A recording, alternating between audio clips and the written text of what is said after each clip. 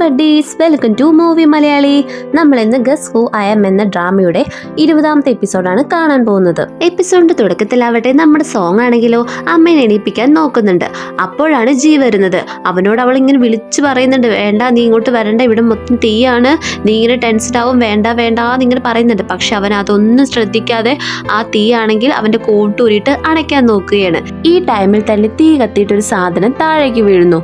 അതിന്റെ തരികളാണെങ്കിൽ സോങ്ങിന്റെ കണ്ണിലേക്ക് ആവുകയാണ്. അപ്പോൾ അവൾക്കാണെങ്കിൽ ഒന്നും നോക്കാൻ തന്നെ പറ്റുന്നില്ല.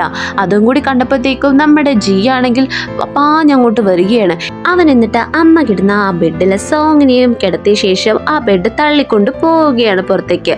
അപ്പത്തേക്കും അവിടെ ഒരു പൊട്ടിത്തെറി ഉണ്ടാകുകയാണ്.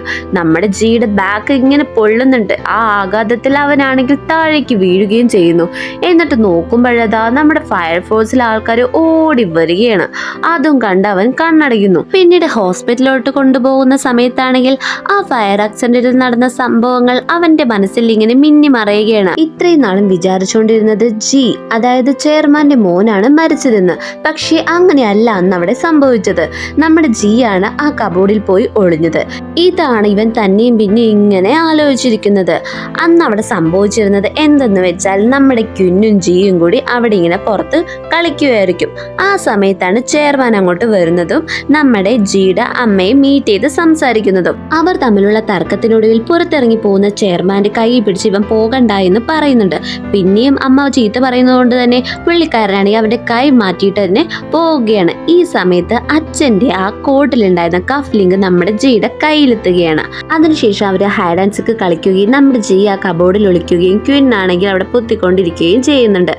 അപ്പോഴാണ് ആ കില്ലർ വന്നിട്ട് അമ്മേനെയും ക്വിന്നിനെയും കൊല്ലുന്നത്. പക്ഷെ കില്ലർ വിചാരിക്കുന്നത് അമ്മയും മോനും മരിച്ചെന്നാണ്. പക്ഷെ ശരിക്കുമുള്ള ജി കബോർഡിൽ ഒളിച്ചിരിക്കുന്നത് അയാൾക്കറിയില്ലല്ലോ. പിന്നീട് നമ്മൾ കാണുന്നത് ഡോക്ടർ ആണെങ്കിൽ മരിച്ചുപോയ ക്വിന്നിന്റെ അങ്കിളിനോട് പറയുന്നതാണ്. നമ്മുടെ ജി ആണെങ്കിൽ അവിടുന്ന് രക്ഷപ്പെട്ടു. പക്ഷെ അവനാണെങ്കിലോ മരിച്ചുപോയ ക്വിന്നാണെന്നാണ് വിചാരിച്ചുകൊണ്ടിരിക്കുന്നത്. അവനെ അതിൽ മാറ്റാനും പറ്റത്തില്ല. ഇനി എന്തെങ്കിലും കാരണം കൊണ്ട് മാത്രമാണ് അത് മാറുകയുള്ളൂ. നമ്മൾ ഇനി അതിനെ നിർബന്ധിച്ച് ശരിയാക്കാൻ കഴിയില്ല. കാരണം അതുമൂലം എന്തെങ്കിലും പ്രശ്നവും ഉണ്ടായേക്കാം. അതുകൊണ്ട് തന്നെ ക്വിന്നിന്റെ അങ്കിളാണെങ്കിൽ അവനോടൊന്നും പറയാതെ സ്വന്തം ക്വിന്നായി തന്നെ അവനെ എബ്രോഡ് കൊണ്ടുപോവുകയാണ്. അങ്ങനെ നമ്മുടെ ജി ആണെങ്കിലോ ഇതൊക്കെ ഓർത്ത് ഞെട്ടി എഴുന്നേൽക്കുകയാണ്. അപ്പൊ തന്നെ നമ്മുടെ ജിയാങ്കും സിയും കൂടി അടുത്തേക്ക് ഓടി വരുന്നുണ്ട്. നിനക്ക് ഒന്നും കുഴപ്പമൊന്നുമില്ലല്ലോ എന്നൊക്കെ ചോദിക്കുമ്പോൾ അവനാണെങ്കിൽ എന്താ പറയണ്ടേന്ന് പോലും അറിയത്തില്ല. അവൻ അപ്പൊ തന്നെ നമ്മുടെ സോങ്ങിന്റെ കാര്യമാണ് ചോദിക്കുന്നത്. അപ്പോൾ സി പറയുന്നത് അവൾക്കൊരു സർജറി വേണമായിരുന്നു എന്ന്. ഇത് കേട്ടതും ജി ആണെങ്കിൽ അങ്ങോട്ട് ചെല്ലുകയാണ്. അപ്പൊ നമ്മുടെ സോങ് ആണെങ്കിലോ കണ്ണിലൊക്കെ ഒരു കെട്ടൊക്കെ കിട്ടി ഇരിക്കുകയാണ്. എന്നിട്ട് അവനാണെങ്കിലോ ആകെ സങ്കടത്തോടുകൂടി പറയണേ സോറി എന്നൊക്കെ പറഞ്ഞിട്ട് ഇങ്ങനെ അവളോട് സംസാരിക്കുകയാണ്. പക്ഷെ ആ സമയത്തൊക്കെ അവന്റെ ആ പണ്ടത്തെ കളിക്കൂട്ടുകാരിയായിട്ടാണ് ഇവൻ സോങ്ങിനെ കാണുന്നത്. പക്ഷെ ഇവൻ ഓർത്ത സംഭവങ്ങളൊന്നും തന്നെ നമ്മുടെ സോങ്ങിനോട് പറയുന്നില്ല. താഴെ ഗാർഡനിൽ വന്ന ശേഷം ജിയാങ്കിനോടും സീനോടുമാണ് ആദ്യം ഈ കാര്യം പറയുന്നത്.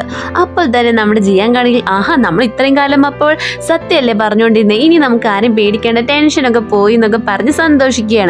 പക്ഷെ നമ്മുടെ ജിക്കാണെങ്കിൽ ആ സന്തോഷം ഒന്നുമില്ല. കാരണം എന്താ, അവന്റെ അമ്മയാണ് മരിച്ചിരിക്കുന്നത്. അതുകൊണ്ട് തന്നെ അവനാകെ സങ്കടമാണ്. അന്ന് നടന്ന ആ ഫയർ ആക്സിഡന്റും ഇപ്പോൾ ഉണ്ടായതും ഒക്കെ ചെയ്തിരിക്കുന്നത് ഒരാൾ തന്നെയാണ്. അപ്പോൾ സി പറയുന്നുണ്ട് അയാളെ ഓർഡർ ചെയ്യുന്നത് വേറൊരാളാണ്, അതാരായിരിക്കുമെന്നൊക്കെ. അപ്പൊ തന്നെ നമ്മുടെ ജി പറയുന്നത് ചെയർമാനെയാണ്. അപ്പോൾ അവർ പറയുന്നുണ്ട് അങ്ങനെയൊന്നും പറയരുത്, അച്ഛനല്ലായിരിക്കും അത് ചെയ്തതെന്ന്. പക്ഷെ ജിക്കാണെങ്കിൽ 100% അത് ഉറപ്പാണ് അയാളാണെന്ന് ചെയ്തതെന്ന്. പക്ഷേ ഇത് സോങ്ങിനോട് പറയാൻ അവന് നല്ല ബുദ്ധിമുട്ടുണ്ട്. കാരണം അവന്റെ ഫാമിലി കാരണമല്ലേ അവളുടെ അമ്മയ്ക്ക് ഈ അവസ്ഥ വന്നത്. അതുകൊണ്ട് തന്നെ സോങ്ങിനോട് അവനത് മറച്ചു വെക്കുകയാണ്.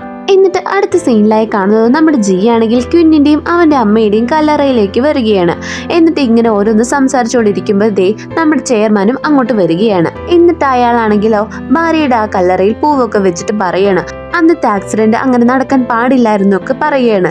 നമ്മുടെ ജി ആണെങ്കിൽ ദേഷ്യവിനെ കൺട്രോൾ ചെയ്തിരിക്കുകയല്ലേ. അപ്പത്തേക്കും അവൻ ഇത് കേട്ടതങ്ങ് ചൂടാവുകയാണ്. എന്താ നിങ്ങൾ പറഞ്ഞത്, ആക്സിഡന്റോ? അതൊരിക്കലും ആക്സിഡന്റ് അല്ല, അത് ചെയ്തത് നിങ്ങൾ തന്നെയാണ്. ഞാൻ എല്ലാതും അപ്പോഴും കണ്ടോണ്ടിരിക്കുകയായിരുന്നു. നിങ്ങൾക്ക് ഇങ്ങനെയൊന്നും പറയാൻ പോലും ഇല്ലേ പറ്റത്തില്ല എന്നൊക്കെ പറഞ്ഞിട്ട് അവൻ അവിടെ നിന്ന് പോവുകയാണ്. ഇതേ സമയം ഹോസ്പിറ്റലിലാണെങ്കിലോ നമ്മുടെ സോങ്ങിനെയാണ് കെട്ടൊക്കെ അഴിക്കുകയാണ്. എന്നിട്ട് നിനക്ക് ഇപ്പം എന്തെങ്കിലും കുഴപ്പമുണ്ടോ, നന്നായിട്ട് കാണാൻ പറ്റുന്നുണ്ടോ എന്നൊക്കെ നേഴ്സ് ചോദിക്കുകയാണ്. ഇതേ സമയം പുറത്താരോ വരുന്നത് അവൾ കാണുകയാണ്. ജി ആണെന്നോർത്ത് ഓടിപ്പോയിട്ട് ഡോറ് തുറക്കുകയാണ്. നോക്കുമ്പോൾ എന്താ ചേനയാണ് വന്നിരിക്കുന്നത്. നീ എന്തിനാ ഇവിടെ വന്ന്, എനിക്ക് ഇതിനെ കാണുമൊന്നും വേണ്ടെന്ന് പറഞ്ഞിട്ട് അവൻ ഇങ്ങനെ പറഞ്ഞയക്കുന്നുണ്ട്. പക്ഷെ അവൻ പറയുന്നുണ്ട് ഞാൻ എന്റെ ബ്രദറിനെ കാണാൻ വന്നത് എന്റെ അമ്മ പറഞ്ഞിട്ടാന്നൊക്കെ പറയുന്നുണ്ട്. പക്ഷെ ഇവളാണെങ്കിലോ അതൊന്നും സമ്മതിച്ചു കൊടുക്കാതെ അവനെ ഓരോന്ന് പറഞ്ഞിട്ട് പുറത്തേക്ക് പറഞ്ഞു വിടുകയാണ്. ആ സമയത്താണ് നമ്മുടെ സോങ് ചിന്തിക്കുന്നത്. ഇത്ര നേരം നമ്മുടെ ചെനയാണെങ്കിലും അവളുടെ കണ്ണിൽ തന്നെയാണ് നോക്കിക്കൊണ്ടിരുന്നത്. പക്ഷെ അത്ര നേരമായിട്ടും അവൻ എന്താണ് പൊസസ്സായി പോവാത്തതെന്ന്. എന്നിട്ട് അവളെ ഓടിപ്പോയിട്ട് അവനെ വിളിച്ചു വരുത്തുകയാണ്. എന്നിട്ട് ഒരുമാതിരി ക്വസ്റ്റ്യൻസ് ഒക്കെ ഇങ്ങനെ ചോദിക്കുകയാണ്. എന്നിട്ട് കണ്ണിൽ നോക്കാനൊക്കെ പറയണ്ട. അവൻ ഇങ്ങനെ നോക്കുന്നുണ്ട്. പക്ഷെ എന്താ ഒന്നും അങ്ങോട്ട് നടക്കുന്നില്ല. അപ്പോഴാണ് അവൾക്ക് മനസ്സിലാവുന്നത് അവളുടെ ആ പവർ പോയെന്ന്. വീട്ടിൽ വന്നിട്ട് കണ്ണാടി നോക്കിയിട്ട് ഇത് തന്നെയാണ് സോങ് ആലോചിച്ചിരിക്കുന്നത്. എന്നിട്ട് ജി വന്ന് ചോദിക്കുന്നുണ്ട് എന്തെങ്കിലും പറ്റിയോ, നിനക്ക് എന്തെങ്കിലും കുഴപ്പമുണ്ടോന്നൊക്കെ. പക്ഷെ അവളാണെങ്കിലും ഒന്നും മിണ്ടാതെ തിരിഞ്ഞങ്ങോട്ട് കിടക്കുകയാണ്. ഇവനും ഒന്നും മിണ്ടാതെ തന്നെ തിരിച്ചു കിടക്കുകയാണ്. പിന്നെ സോങ്ങിനാണെങ്കിലോ ഉറക്കം പോലും വരാത്തതുകൊണ്ട് അവനിങ്ങനെ തോണ്ടി കാര്യം പറയാണ്. എന്നിട്ട് അവനാണെങ്കിലും ഒന്നും മിണ്ടാതെ തന്നെ അവളെ കിസ് ചെയ്യുകയാണ്. അങ്ങനെ ചെയ്തത് എന്താന്ന് വിചാരിച്ചാൽ നമ്മുടെ സോങ് വിചാരിച്ചുകൊണ്ടിരിക്കുന്നത് ഇവളുടെ പവർ കാരണമാണ് ജി അവളെ സ്നേഹിച്ചതെന്ന്. പക്ഷെ അങ്ങനെയല്ല എന്ന് തെളിയിക്കാൻ കൂടിയാണ് അവൻ ഇങ്ങനെ ചെയ്തത്. ചെയർമാൻ ആണെങ്കിലോ കാറിൽ ഇങ്ങനെ പൊക്കോണ്ടിരിക്കുമായിരിക്കും. എന്നിട്ട് അയാളാണെങ്കിലും ഡ്രൈവറുമായിട്ട് എന്തൊരു കാര്യം ഡിസ്കസ് ചെയ്യുമ്പോഴാണ് വെയിറ്റ് എന്ന് പറയുന്നത്. നോക്കുമ്പോ എന്താ അവരുടെ ആ ഫ്രണ്ടിലാണെങ്കിൽ ഒരു മാൻ്റെ ഒരു സംഭവമുണ്ട്. അതിലാണെങ്കിൽ ഇങ്ങനെ റെഡ് ലൈറ്റ് കത്തുന്നുണ്ടാവും. ആരോ അവരുടെ സംഭാഷണങ്ങൾ റെക്കോർഡ് ചെയ്യുന്നുണ്ട്. അതുകൊണ്ടാണ് അയാൾ വെയിറ്റ് എന്ന് പറഞ്ഞത്. അപ്പത്തേക്കും തന്നെ ഒരു വണ്ടി വന്നിട്ട് നമ്മുടെ ചെയർമാന്റെ കാറിലോട്ടങ്ങ് ഇടിക്കുകയാണ്. എന്നിട്ട് അത് ഇങ്ങനെ കാണിക്കുമ്പോഴും നമ്മുടെ ചെയർമാന്റെ ഫോണിൽ നിന്ന് ജിക്ക് 3 എന്നൊരു മെസ്സേജാണ് പോയിരിക്കുന്നത്. അതെന്നാലും എന്തായിരിക്കും, നിങ്ങൾക്ക് എന്തെങ്കിലും ഡൗട്ട് ഉണ്ടെങ്കിൽ കമന്റ് ബോക്സിലൂടെ പറയുക. എന്നിട്ട് ഈ ഒരു വാർത്തയാണെങ്കിൽ ന്യൂസിലൊക്കെ ഇങ്ങനെ ഓടിക്കൊണ്ടിരിക്കുകയാണ്. അതായത് നമ്മുടെ ചെയർമാൻ നല്ല ക്രിട്ടിക്കലായിട്ട് ICUയിൽ കിടക്കുകയാണെന്നും അയാളുടെ അസിസ്റ്റന്റ് ആണെങ്കിൽ മരിച്ചുവെന്നും. നമ്മുടെ ജിക്കാണെങ്കിൽ ഇത് വിശ്വസിക്കാൻ പോലും കഴിയുന്നില്ല.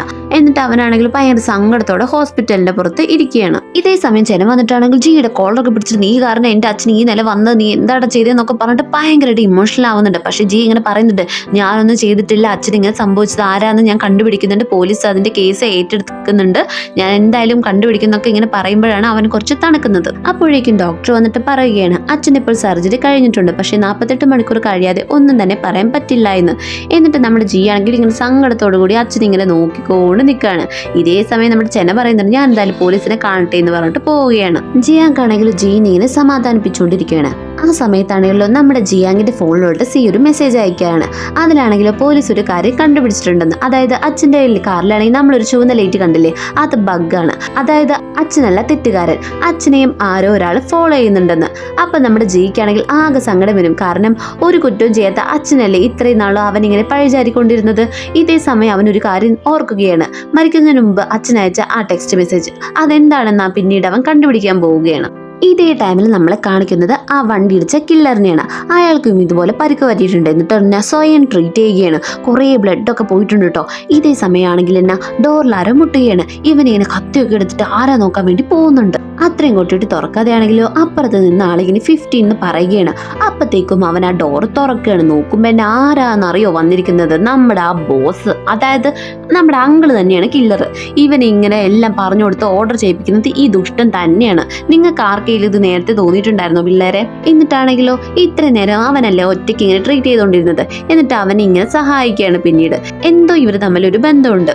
എന്നിട്ട് അവൻ ഇങ്ങനെ പറയുകയാണ് എന്തായി, അയാൾ മരിച്ചോന്നൊക്കെ. പക്ഷേ നീ ഇപ്പോൾ അതൊന്നും ചിന്തിക്കേണ്ട, നീ ഇവിടെ റെസ്റ്റ് എടുത്തോ, ഞാൻ ഇനി വേണ്ട കാര്യങ്ങൾ ചെയ്തോളാം എന്ന് പറഞ്ഞിട്ട് നമ്മുടെ അങ്കിളാണെങ്കിൽ പോവുകയാണ്. പിന്നെ നമ്മൾ കാണുന്നത് ജി ആണെങ്കിലോ അച്ഛനെ ഇങ്ങനെ കൂട്ടിരുന്ന് ആകെ ടയേർഡായിട്ട് ഇരിക്കുകയാണ്. അപ്പോഴത്തേക്കും നമ്മുടെ സോങ് ആണെങ്കിലോ അവന് കഴിക്കാൻ വേണ്ടിയിട്ട് ഇങ്ങനെ ഫുഡൊക്കെ വാങ്ങിച്ചിട്ട് വരുന്നുണ്ട്. എന്നിട്ട് നിർബന്ധിച്ച് കഴിപ്പിക്കുന്നുണ്ട്. എന്നിട്ട് പറയും ഞാനാണെങ്കിൽ പണ്ട് ആ ഫയർ ആക്സിഡന്റ് എന്ന സ്ഥലത്ത് പോയിട്ട് എന്തെങ്കിലും ക്ലൂ കിട്ടുമെന്ന് നോക്കാന്ന്. പക്ഷെ അവൻ വേണ്ടാന്നൊന്നും പറയുന്നില്ല. അവളുടെ നിർബന്ധത്തിന് തന്നെ നിൽക്കുകയാണ്. അവൾ എന്നിട്ട് അവിടെ പോയിട്ട് അന്ന് ഈ കേസ് അന്വേഷിച്ചുകൊണ്ടിരുന്ന പോലീസായിട്ട് സംസാരിക്കുകയാണ്. പക്ഷെ അയാൾക്ക് അന്ന് പറഞ്ഞ കാര്യം തന്നെയാണ് ഇപ്പോഴും പറയാനുള്ളൂ. ഒരു ക്ലൂവും തന്നെ കിട്ടുന്നില്ല. ഇതേ സമയത്ത് നമ്മുടെ ജി ആണെങ്കിലോ അങ്കിളിനെ കാണാൻ വേണ്ടി പോവുകയാണ്. അങ്കിൾ അപ്പോൾ ലൈറ്ററൊക്കെ എടുത്ത് കത്തിക്കുകയാണ്. ഇത് കാണുമ്പോൾ അവന് മനസ്സിലാകും, കാരണം ഇതെല്ലാം ചെയ്തത് ഇവൻ തന്നെയാണെന്ന്. എന്നിട്ട് അവൻ ആകെ ഷോക്കാവാണ്. എന്നിട്ടോ ഈ സമയത്ത് നമ്മുടെ അങ്കിളാണെങ്കിലും ആറ്റിറ്റ്യൂഡ് ഇട്ട് അവിടെ പോയിട്ട് ഇരിക്കുകയാണ് അവൻ. അപ്പത്തേക്കും നമ്മുടെ ജി ഇങ്ങനെ ചോദിക്കുന്നുണ്ട് നിങ്ങളാണോ അപ്പൊ എല്ലാത്തിനും കാരണം? എൻ്റെ ഈ അച്ഛൻ്റെ ആക്സിഡന്റിനും ആ ഫയർ ആക്സിഡന്റിനും സോങ്ങിനുണ്ടായതിനും എല്ലാത്തിനും നിങ്ങൾ തന്നെയാണോ എന്നൊക്കെ ചോദിക്കുമ്പോഴത്തേക്ക് നമ്മുടെ അങ്കിൾ പറയുന്നത് ഓഹോ നിനക്ക് ഇത്ര നാളായിട്ട് അറിയില്ല, നീ കുറച്ച് ലേറ്റ് ആയി പോയി എന്നൊക്കെ. ജിക്കാണെങ്കിലും നല്ലപോലെ ദേഷ്യം വരുന്നുണ്ട്. ഇത് കൊണ്ട് അങ്കിൾ പറയുന്നതോ നീ ഇങ്ങനെ ദേഷ്യപ്പെട്ടിട്ടൊന്നും കാര്യമില്ല, എന്തായാലും 2 ദിവസം മുമ്പ് സോങ്ങിനുണ്ടായ ആ ഫയർ ആക്സിഡന്റ് നീ തന്നെ കണ്ടതല്ലേ, അതുകൊണ്ട് എത്രയും പെട്ടെന്ന് തന്നെ ഈ ടിക്കറ്റ് എടുത്ത് എബ്രോഡ് പോയിട്ട് നീ ജീവിച്ചോ, അല്ലെങ്കിൽ സോങ്ങിന് തന്നെയായിരിക്കും അതിന്റെ ആപത്തെന്ന് പറയുന്നു. നമ്മുടെ ജിക്കാണെങ്കിൽ സോങ്ങിനെ ഭയങ്കര ഇഷ്ടമല്ലേ, അവൾക്ക് വേണ്ടി അവൻ എന്തും ചെയ്യും. ഇതേ സമയം നമ്മുടെ സോങ് ആണെങ്കിലും ആ ഫയർ ആക്സിഡന്റ് നടന്ന വീട്ടിലോട്ട് കയറുകയാണ്.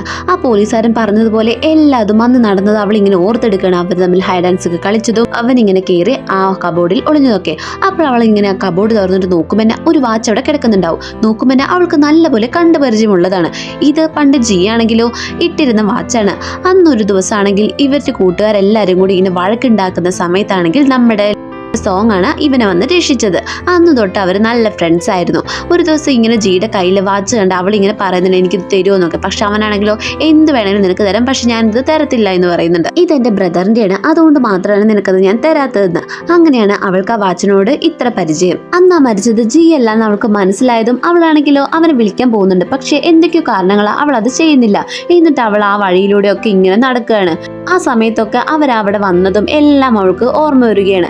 എന്നിട്ട് നേരെ അവൾ ആ ലൈറ്റ് ഹൗസിൽ പോയിട്ട് ഇങ്ങനെ ഓരോന്നൊക്കെ ഓർത്തുകൊണ്ടിരിക്കുകയാണ്. ഇതേ സമയം നമ്മുടെ ഷെൻ വിളിച്ചിട്ട് പറയാണ് നീ ന്യൂസ് കണ്ടോ പെണ്ണെ, അവനാണെങ്കിൽ റിസൈൻ ചെയ്യാൻ പോവുകയാണ്, അവന്റെ സ്വത്തുക്കളൊക്കെ മറ്റൊരാൾക്ക് എഴുതി വെക്കുകയാണെന്നൊക്കെ. ഈ സമയത്ത് നമ്മുടെ സോങ് പറയുന്നുണ്ട് ഇടി അങ്ങനെയൊക്കെ ചെയ്യേണ്ട ഒരു ആവശ്യമില്ല, അവൻ തന്നെയാണ് ചെയ്യുന്നൊക്കെ. എന്നിട്ട് അപ്പം തന്നെ നമ്മുടെ സോങ് ആണെങ്കിലും ജീനെ വിളിക്കുന്നുണ്ടെങ്കിൽ അവൻ ഇങ്ങനെ എടുക്കുന്നില്ല, അവനിങ്ങനെ ഡ്രൈവ് ചെയ്തുകൊണ്ടിരിക്കുകയായിരിക്കും. എന്തുകൊണ്ടാണ് അവൻ എടുക്കാത്തേ അല്ലേ? പെട്ടെന്ന് അവൻ ബ്രേക്ക് ചവിട്ടുമ്പോഴോ അതാണെങ്കിൽ വർക്കാവുന്നില്ല. അവൻ മാക്സിമം കൺട്രോൾ ചെയ്ത് ഓടിക്കാൻ ശ്രമിക്കുന്നു. പക്ഷെ ഒരുമാതിരി വളഞ്ഞൊരു വഴിയാണത്. അവൻ എന്നിട്ട് നോക്കി നോക്കി ലാസ്റ്റ് അവസാനം ഒരു ഇതിൽ ചെന്ന് ഇടിച്ച് താഴത്തോട്ട് മറിഞ്ഞ് വീഴുകയാണ്. ഇതേ സമയം നമ്മുടെ സോങ് ആക്കട്ടെ അവനെ വിളിച്ചിട്ട് കിട്ടാത്തത് കൊണ്ട് നേരെ ബോട്ടിന് അങ്ങോട്ട് ചെല്ലുന്നുണ്ട്. പക്ഷെ ബോട്ടൊന്നും ഇല്ലാത്തതുകൊണ്ട് അവൾ അവിടെ തന്നെ നിൽക്കുകയാണ്. അപ്പോൾ അവളുടെ ഫോണിലോട്ട് ഒരു കോൾ വരികയാണ്, ഇങ്ങനെ ഒരു ആക്സിഡന്റിൽ ജി മരണപ്പെട്ടു എന്ന്. ഇത് സോങ്ങിനെയും അതുപോലെ നമ്മളെ ഷോക്കാക്കുന്ന ഒരു ന്യൂസ് ആണ്. എന്തായിരിക്കും എന്നാലും സംഭവിച്ചിട്ടുണ്ടാകുക, നമുക്ക് എന്തായാലും ഇനി അടുത്ത എപ്പിസോഡിൽ കാണാം. നമ്മുടെ കൂട്ടുകാരെല്ലാവരും വീഡിയോ ലൈക്ക് ചെയ്തും കമന്റ് ചെയ്തും ചാനലിന് സബ്സ്ക്രൈബും കൂടെ ചെയ്യണേ. അടുത്ത എപ്പിസോഡുമായി കാണാം.